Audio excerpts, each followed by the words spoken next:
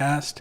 We have a very special guest today, Julia Mugge, and she is a post-production supervisor in New York, and she's worked on a lot of shows, Southern Charm, Big Bang Theory, Nat Geo, Smuggler, How to Catch a Smuggler. There's lots of stories here. We're going to have some fun. It's going to be a great conversation, but I'm doing this new thing now where I'm on camera by myself while I do the ads and do the shout outs to my partners so that Julia doesn't have to sit there and watch me do it. And we'll go to her in a second. So I'm very excited. This is the second day I'm talking about it. I am now part of the Geeks Vibe Nation network. They are a website that's huge. They've got 50,000 Twitter followers. There is a link in the live if you want to check it out and go to their website. They do gaming, tech, news, sports, entertainment, and they also have podcasts. And my video podcast and my audio podcast will be up there so we can reach more people on both ends in our partnership. Also, I'm going to read a little ad here about Restream. So give me a second. Restream is a service that I'm using right now that sends your live to several places. We're sending it to YouTube, Twitter, Twitch, and LinkedIn, and Facebook. They also have a live studio, which is very, very cool. You should check it out. I also have a link in my live right now that you guys can go to. And lastly, eCamm is another partner who is the software that I'm using to go live. It's like a little television studio, so I can do internet Jimmy Kimmel show. It's very cool. You can roll in clips, pictures, music, sound effects. Play one for you now. And do your own little Howard Stern thing. So yeah, here we go. We are going to bring Julia on camera. Hi, Julia. How are you? Hey, how are you? I'm good. It's very cool that you're doing this. I love talking to people like you because you do a million different things. You've been on a bunch of different shows and you have stories and, just a person who worked on, I guess, Big Bang Theory for 50 years is not my subject. I like people who do different things. So how are you doing today? I'm great. It's a good Thursday. Yes. And you just told me offline that you have a podcast, which we'll talk about later. Yep. We're going to get to some of your how you got started and some of the shows that you worked on, but I definitely want to hear about your podcast. That's very cool. But let's just start with the first question that I always ask everyone, which is, how did you know you wanted to be in the film and TV industry? And, were you a young child? Were you in high school? Were you in college? What made you say, I want to do this for my life?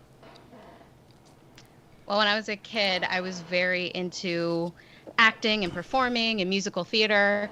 And when it came down to college, my parents were not artistic, creative people at all.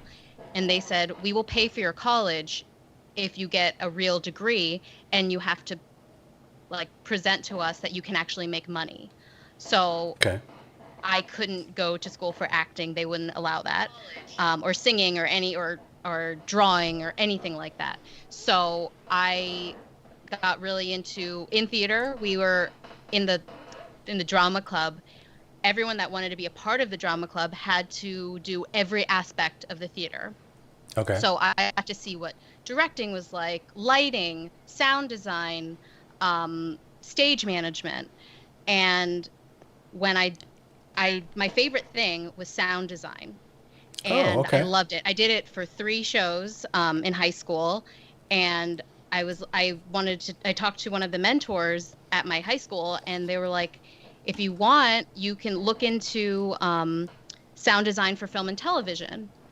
So I did a ton of research, and I got really into the art of Foley. I don't know if you know what Foley Yeah, is. yeah, making sounds, people Yeah. walking on the floor and stuff. Yeah. Exactly. So I looked at a couple colleges and I looked at how much they made and what that career path. And I ended up going to the Savannah College of Art and Design in Oh, Savannah, cool. Georgia.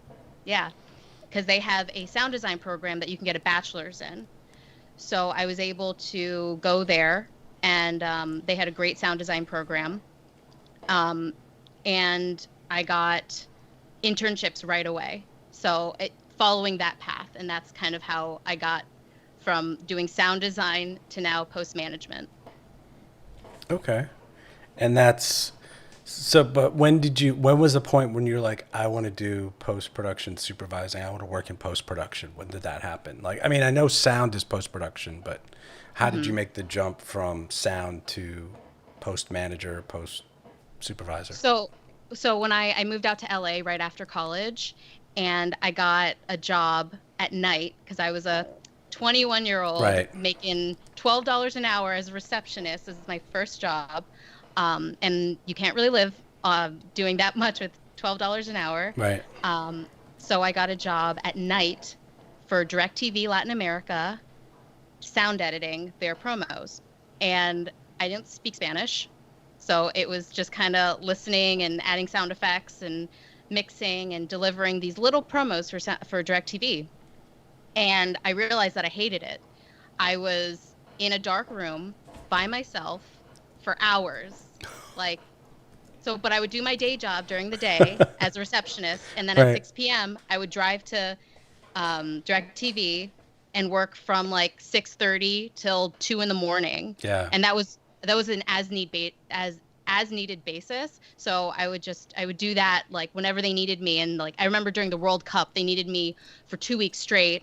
I was a zombie, but I was like, I'm making money. Like I was so excited to be working and doing the thing that I love.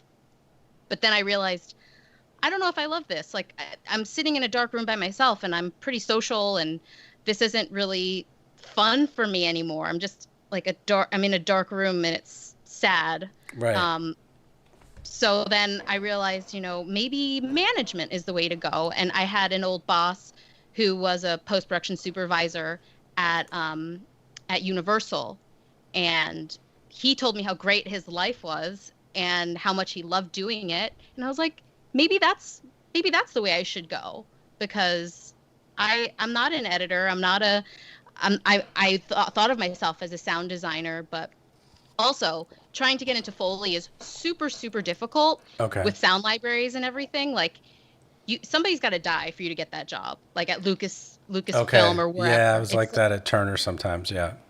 Yeah. Um, but yeah, that was kind of when I decided to go that route. Right. So I understand that, and I've seen post production supervisors before because I was a video editor for 20 years. But how do you physically do, and this is kind of nitpicky, but how do you, like, you go to your boss and say, I want to be a manager, and you start as an assistant manager, and then you become a manager, and then you become a supervisor? Is there like a hierarchy, or is it just you hop to supervisor? You definitely don't hop to supervise. I didn't think so. You need you need experience. I actually I got a job as an executive assistant Okay. on a History Channel show, and I I didn't realize it because I was so young. After this was a job after my receptionist job, I didn't realize how bad the work conditions were at this job because I just didn't know any better. Right. You had never done Um, anything. Right. exactly. So it was I want to say there was a crew of 4 people to do a 2-hour documentary, which is an insane amount of people. Like that is terrible. Yeah. 4 people doing Small group. Yeah. everything. There was no post supervisor, there was no post coordinator, there was no PA, there was nothing. I was everything. Mm. I was the researcher, I was the AP, I was the producer, I was the post supervisor. I did everything just because I had to like figure it out. Because my boss, Right. the owner of that company, just said, Julia, just do it. So I did it, and I didn't know what I was doing. I just tried to figure it out.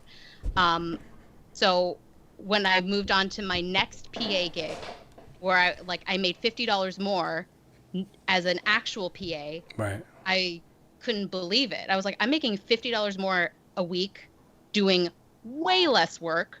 I could not believe it. Yeah. And but that company was an actual big reality company, and they had a full staff. I was able to talk to my VP and say, this is what I want.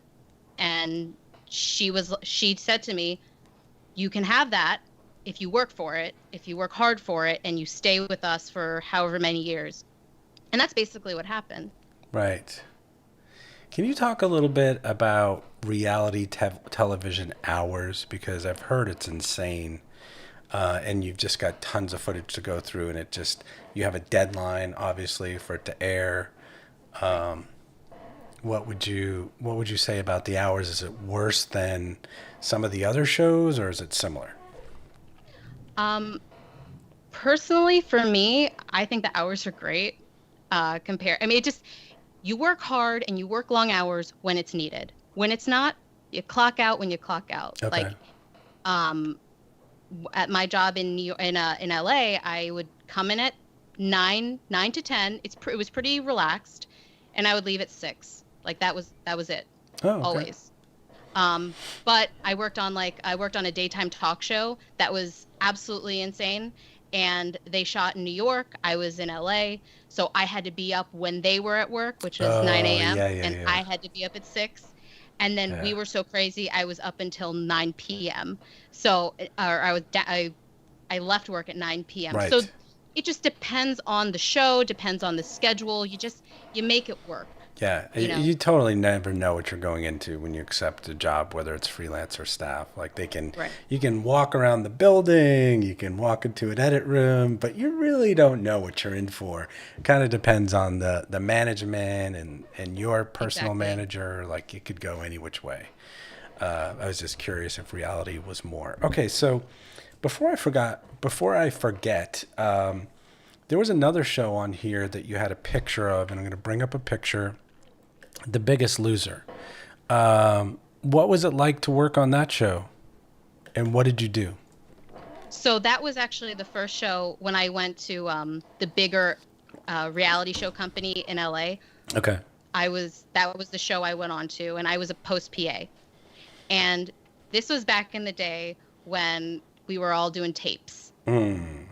and DVDs. Mm. So they hired me to drive all of the tapes and DVDs to all the different studios, ET, Universal, um, the Universal Legal Department. I just went Okay. all over LA every single day because that's how people watched things. It was DVD and tape delivery. So that's basically what I did every day on that show. And if I ever had free time, I basically would go to the main office and pull tapes because they shot on tape. And to upres the show, they needed like bins and bins of tapes to get to get the high res footage because they're editing in low res. Right. So that was my job on that show, and Okay. I was promoted within the company from there. Right. So is everything happening in New York or in LA now? Where like when you're working, you're in New York now, I'm in New York now. but Yes, you were in LA for several years? yes, I was in LA for 7 years. Okay. Because we're going to talk really quickly about you interning at the Big Bang Theory. And there's the picture of you with the cast there, or some of the cast. Mhm. What was that like? People love that show. What did you do? I mean, I know you were an intern, but did you talk to you were on the lot? Did you talk to the actors at all? I did. The one I talked to most probably was Kunal, and he was the most sweet person. Mm-hmm. Um, and I actually don't really watch the show. It's not really my style, but Right. like I felt so lucky to be on a show that was on for what, 12 seasons Yeah. that everybody knows. Yeah. Um, so It's good for which your which is resume. everyone knows it. It's Yeah. great. I remember interviewing for 2 other shows, which Pushing Daisies and Chuck. Yeah. They were good. They were like 1 or 2 season shows, and this show was just massive. Um, but yeah, every Tuesday after they would shoot, we would all go to, I think it was called Timmy Nolan's. It was a bar. It was a dive bar Mm-hmm. in Burbank, and we would all hang out, drink, and most of the crew was like 40 to 50-year olds, Okay. and the cast was young, like Kaylee Cuoco. She was a year older than me, so Right. I was literally the youngest person on set. So I would go and have fun, and but when I was on set, I wasn't allowed to do anything. I wasn't allowed to touch anything because I'm not union. So Right. it was more just an observation type internship. Right. Um, And we talked about this. You were on the Warner Brothers lot, and Two and a Half Men set is right next to the Big Bang Theory, and there are these yeah. huge warehouses. What is that like, just being on the lot and going in and out of those buildings when you're working? I mean, I was like 20 at the time or 21, and to me it was surreal Yeah. because I just like I couldn't believe I was there. Um, I was fortunate enough, my high school friend, and I know we're going to talk about it, but Hmm. it's who you know. So Right. one of my best friends from high school, her uncle is one of the main writers on Two and a Half Men. Oh, He was okay. on he was on Roseanne. Her and I went out for spring break in high school, and our favorite show was Gilmore Girls at the time. And at the time Gilmore Girls was shooting, and so we got to go on set on the lot. And I remember I was like I was shocked Right. seeing Stars Hollow and meeting Amy Sherman Palladino, and I didn't have the DVDs, and she just gave them to me. I was in awe. And then Right. the next year when I interned um for them, or like I met with him and he introduced me to all these people, and I had interviews with these different shows, and I was able to get Big Bang Theory, which was great. It was like a surreal experience, just walking down New York City, to Right. get to. And at the time, I had to walk through Wisteria Lane, Right. which was from Desperate Yeah, Housewives yeah, on yeah, that yeah. lot, which was crazy. Um, but then you're like, wow, this is like it's all really fake, but it's so cool. Right. Yeah, it is cool. So, were you doing post production then, or was this strictly just working as an intern on the set? I was just an intern. Okay. Um, and I'm gonna be honest with you, I was a little turned off for actually like working on those shows because I knew I had to, obviously I was an entry level person. The PAs on the shows, if you get PA'd on a show like that, you are a PA for the duration. So I think Oh, okay. my friend who was a PA was a PA on that show for 6 years or something. And I Wow. was like, I don't want to do that. I just don't. Right, right. You want to move up and do other things. Right. Right. Okay, so Southern Charm. Let's talk about that. We're going to have this big picture in front of our faces for a second here, but the show on Bravo, Southern Charm. Looks like some interesting people there, but it's kind of like a Bravo show, so there's lots of drama, right? What did you do on that Yes, show? lots of. So I was a post-production supervisor. That was the show that brought me to New York, actually. Um, Okay. I loved that show. I loved that company.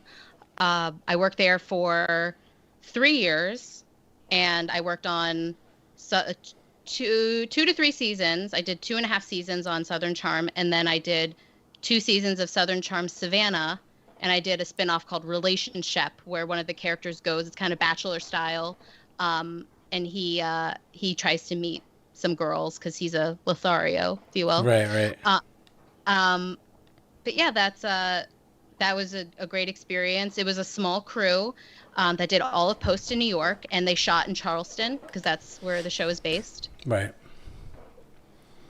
And any stories from the Southern Charm late nights in the edit room, or any craziness, or just like it was a totally normal thing to work on?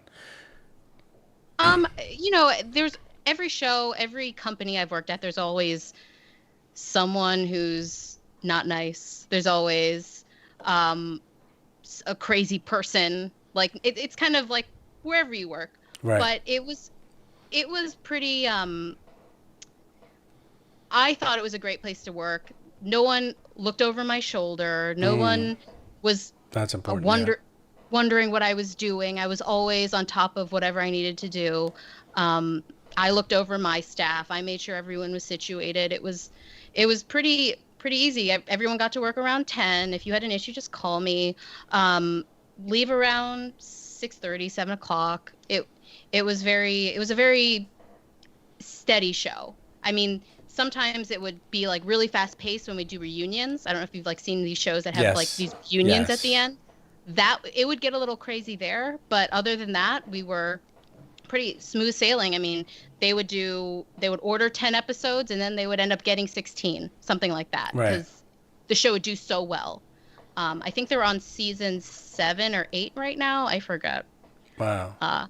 Yeah, Yeah, that's why I like post production because first of all, you're inside and it's dry and it has air conditioning. Um, exactly. I was a I was a PA for a while, and then I moved up to a grip on movie sets, independent films, and commercial sets. And I was in Chinatown in New York City in the rain at like 4 in the morning, and I think it was October, so it was 35 degrees, and I was freezing, holding a bounce card, and I was like, I'll work at Denny's. I'll do anything else. Like I'm never Yeah. gonna do this again.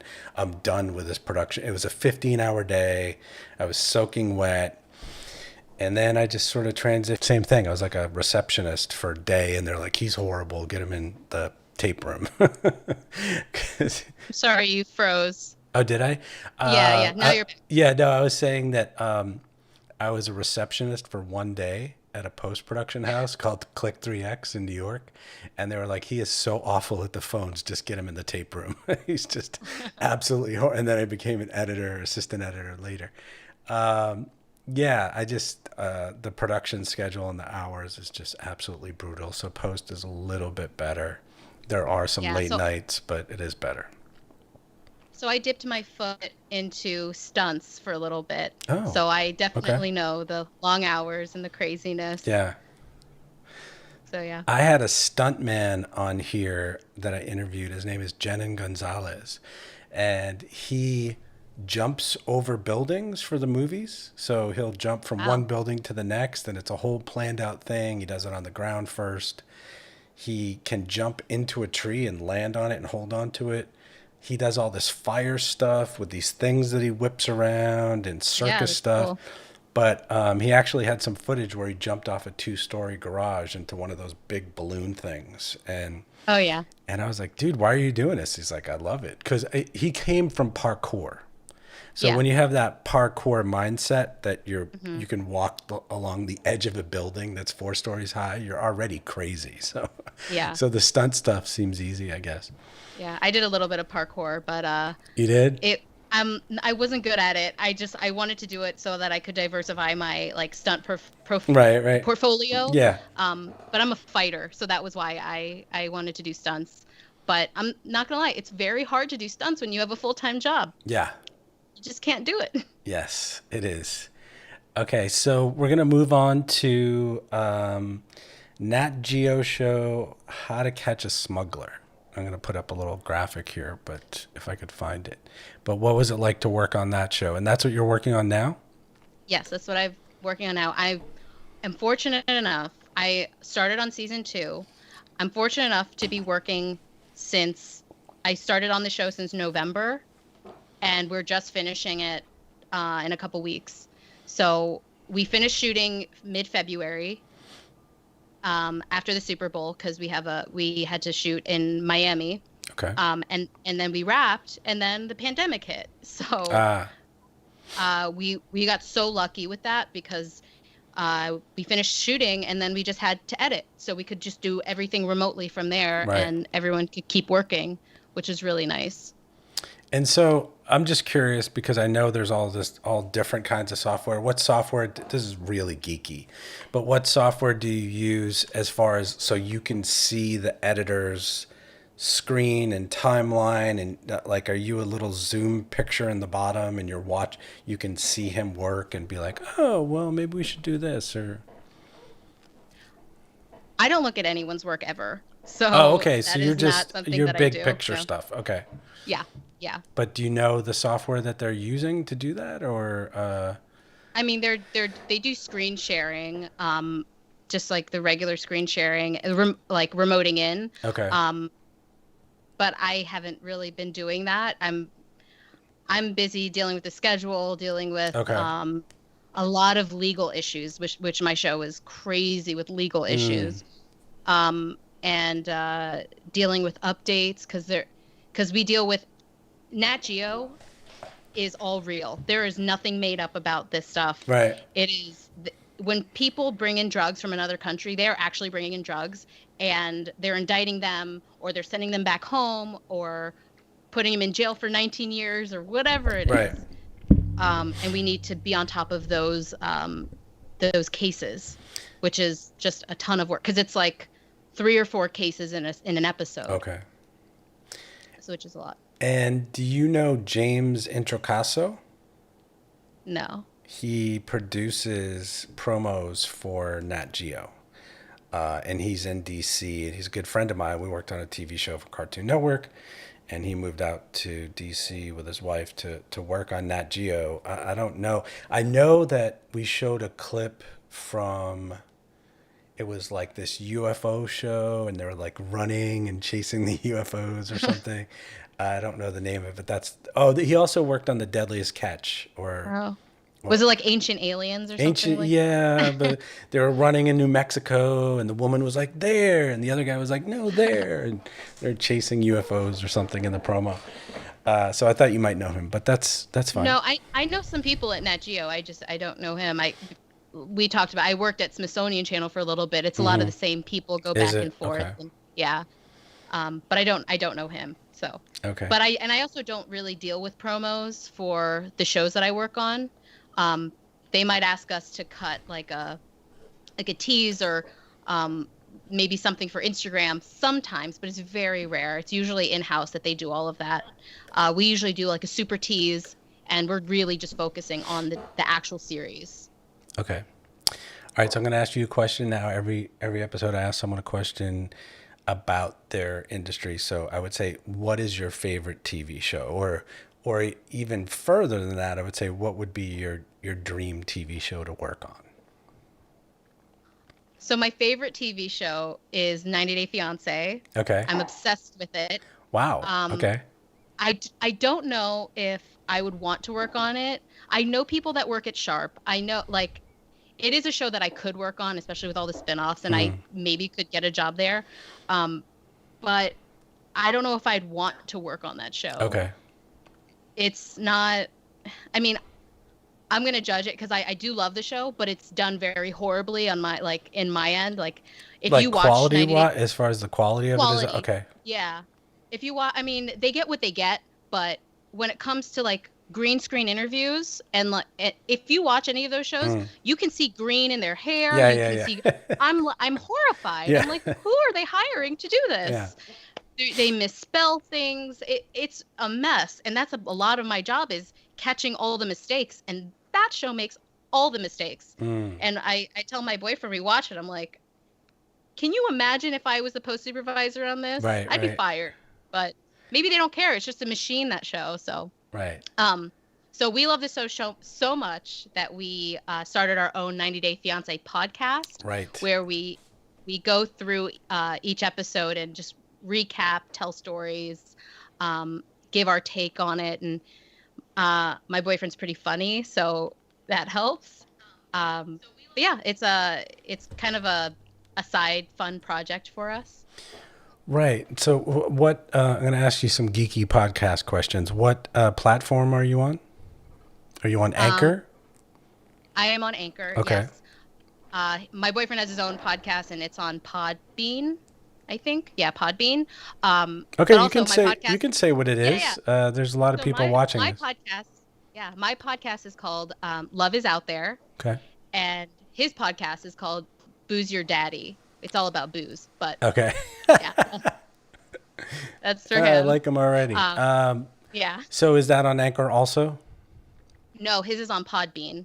Oh, it's on Podbean, but everything's on Apple and Google Podcasts and Spotify. And all of it. All that stuff. Yep. Yeah. And so when you do 90 Day Fiancé, is it you and him talking and you're recording? Yeah, it's just us talking. We use a mic that picks up two sides. Okay. So we just talk to each other. Okay. And when we watch the show, we don't speak. We just take notes, and then we sit down and recap to each other. Okay, so it's like a recap of the show. Yeah. All right. And our thoughts, obviously. And we're going to keep getting dorky here. Do you record to like one of those H4, H6s and then bring the card into the computer, or are you recording directly into Audacity, Adobe Audition, Audacity? Audacity, okay. Yeah. And then he edits it, or you edit it?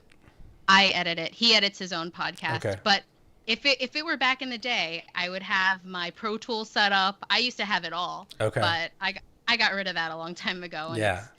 it's upgraded since, and it's expensive. Mm-hmm. And do you do podcast promotion at all? Do you do like social media promotion or? I mean, I just started 2 weeks ago, Okay. so I've just kind of promoted on Instagram, um, but not really. I mean, I need to. It's just I'm trying to get through it because I also have a day job, and then Yes. at night I will, I gotta make money too. So Yeah. No, I'll I do my get it. side project. I get it. And it's audio only, correct? Audio only, Okay. but we are starting a YouTube channel too. Um, this is more fun for me, so I can like dive into editing, um, where he tastes food from the countries from 90 Day Fiance. Mm-hmm. I it's hilarious to me. Yeah. I actually love it, Yeah. and I get to like we get to try these foods and drinks from places we'd never even think of. Right. You know, so yeah, it's That's fun. fun. That's fun. I will tell you that I've been doing this for a couple years now, but I started my podcast in April. I was researching it and getting ready. That if you do video, Hmm. even if I mean, you can make a Facebook page for your podcast, Hmm. and that will get you, but just putting it on your own personal page with the amount of people that you know, and then your boyfriend's page and the amount of people he knows, you're going to get 10 times the amount of people to watch your video as YouTube. YouTube is like it's kind of like a how-to thing, Yeah.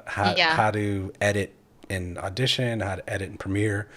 I don't get a lot of numbers, and this Geek Vibes Nation, which has a huge audience, doesn't get a lot of numbers. They're getting 10, 20 people per podcast. But Hmm. I'm getting 500 to 1,000, 1,200 people watching this on Facebook. And That's then, cool.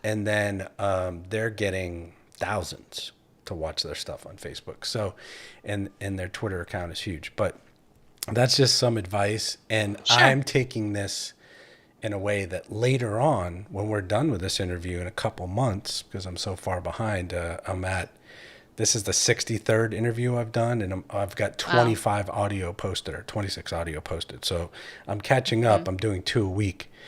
And Sure. so I'm reaching the audience for your audio podcast is totally different than your I audience believe for that. the video. It's like a different group of people.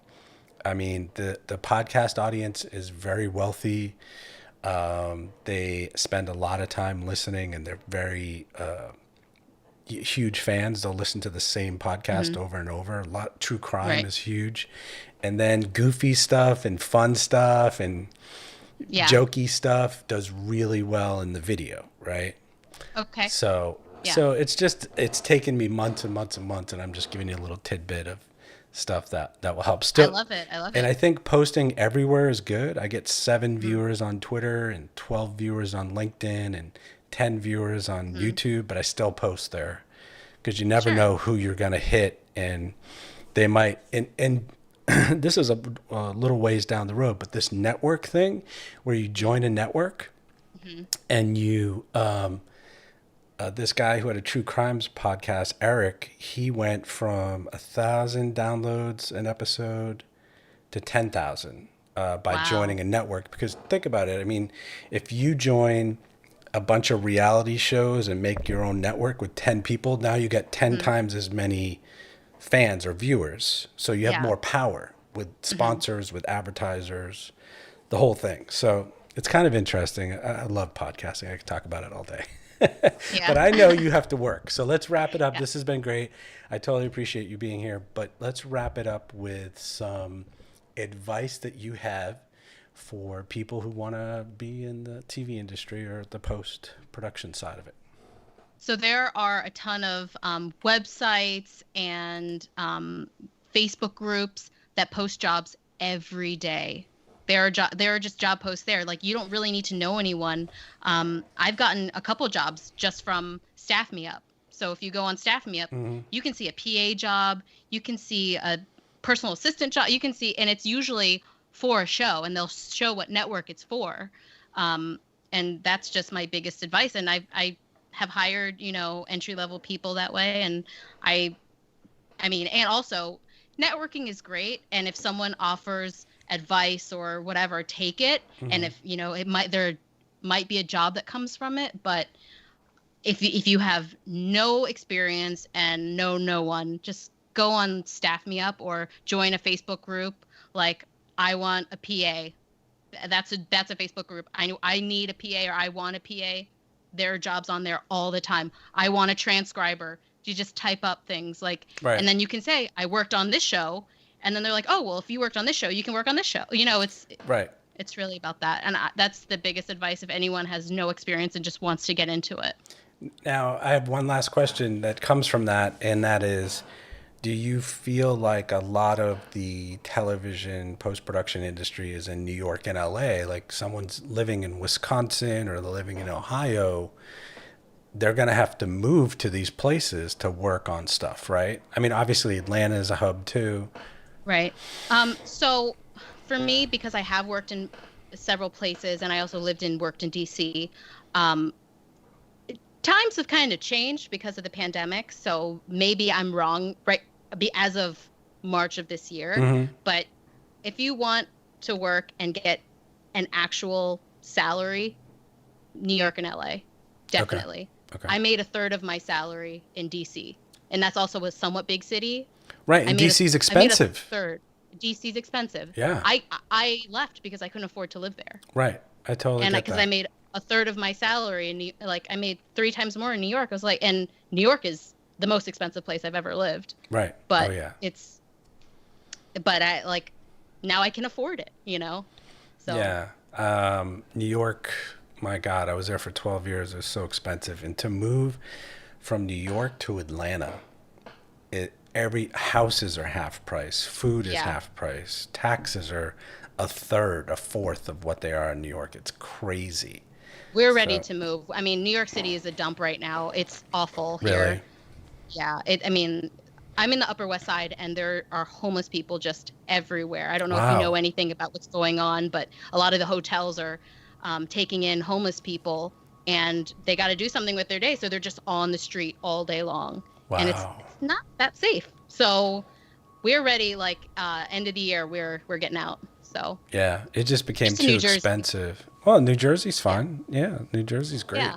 There's some great areas in New Jersey. My good friend Mark's in Hoboken. He loves it. So yeah. All right. But my company right now is in Stamford, Connecticut. So a lot of companies are moving up there, and they're doing the New York rates and everything, but they're getting the tax break in Stamford. Okay. So yeah, that's kind of an expensive area though, too, isn't it? Less expensive than New York City. Oh, everything's less expensive than New York City. All right, Julia, I know you have work to do. You have a job to do today. It's been so great for you to be here. I totally appreciate it. I will text you on Facebook or wherever to let you know when this turns into an audio podcast. I'm going to share it all over social media. I hope you do too. And hopefully we'll see each other again someday. But thanks so much for doing this. Thank you so much. All right, you have a great day. You too. Take care. Take care.